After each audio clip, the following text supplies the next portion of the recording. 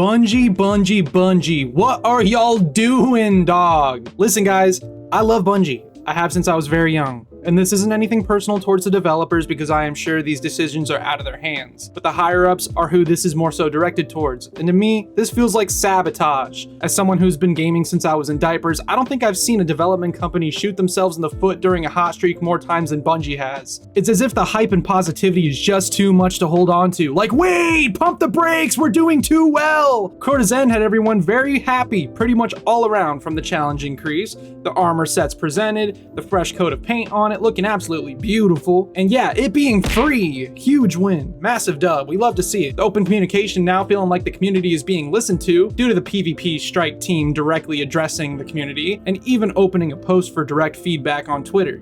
This season being an absolute banger, the ritual armor sets added looking totally supreme. Hell, even I'm rocking some of the drip, it looks badass, guys.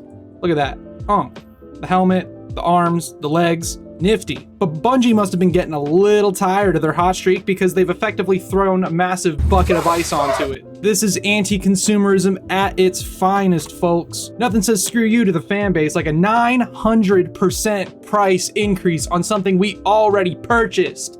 And not just that, but enjoy a fraction of the goods. Now, if you guys don't know what I'm blowing a gasket over, let me fill you in a little more of a rationalized fashion. All right, let's tone it down, calm down. Whew, breathe, just a game. But this is money, and money is real. Bungie has decided to add this into the game, the universal ornaments from Season of the Worthy and some of the equipment from the season's past.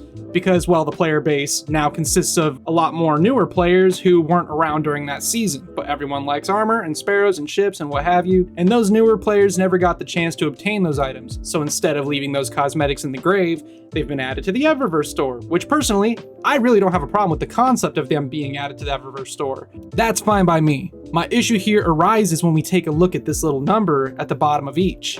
Now, for anyone new to the store and how silver works, silver is a currency in the game you can only obtain by purchasing it with real money. The conversion works for USD by moving a decimal over 2 places to the left in the number.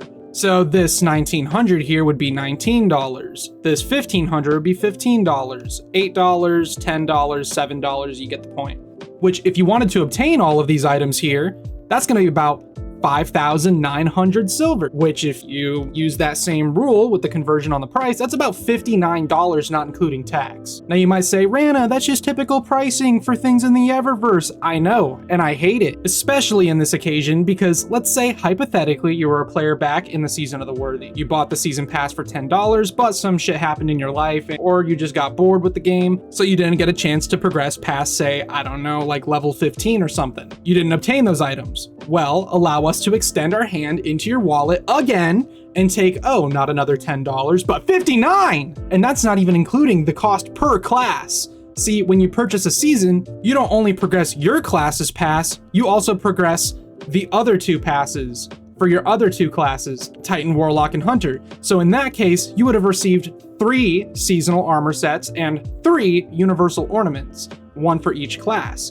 But instead, here you are buying 1 class's seasonal ornaments for $5 more than the cost of the pass itself. Let's do a comparison, shall we?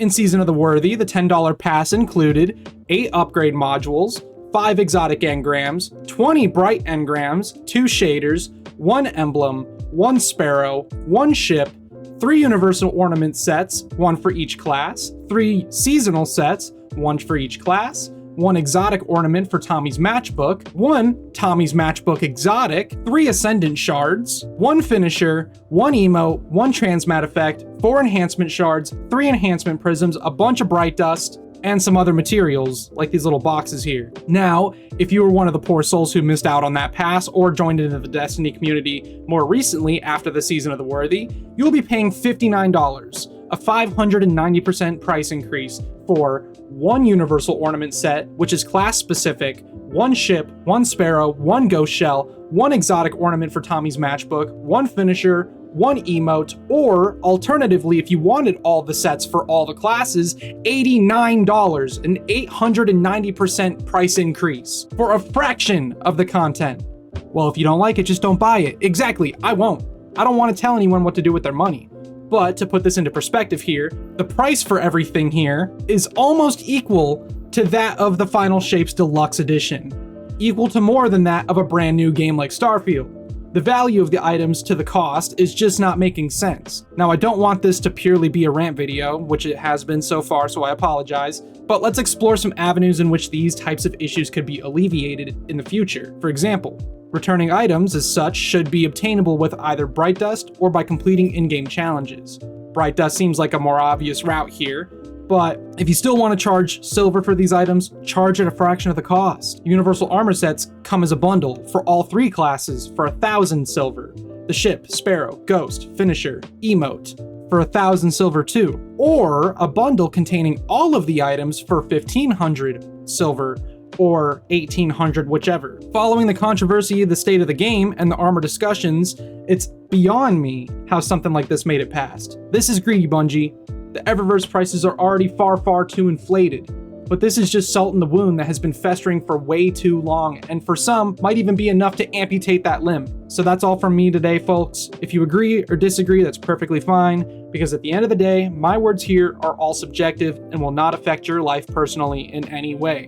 What are your thoughts on the return of these items? Leave your thoughts in the comment section down below.